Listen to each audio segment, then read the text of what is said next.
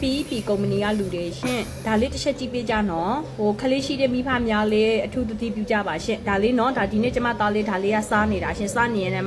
မမီရေးဆိုပြီးတော့မှကျမတို့ဒါလေးလာပြတယ်ရှင်ခဏလေးနော်နည်းနည်းသေးနေတော့ဒီမှာကြည့်ရှင်ဒါ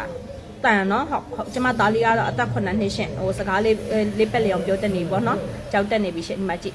ရှင်ဒါတန်ရှင်ဒီတကြားလုံးထိရပါတာရှင်ဟုတ်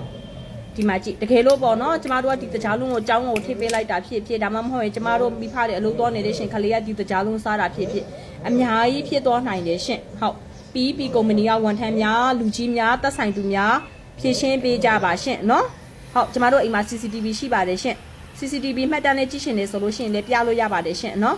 ခလေးရှိတဲ့မိဖများအနေနဲ့လည်းအထူးသတိပြုကြပါရှင်အသက်အန္တရာယ်ကို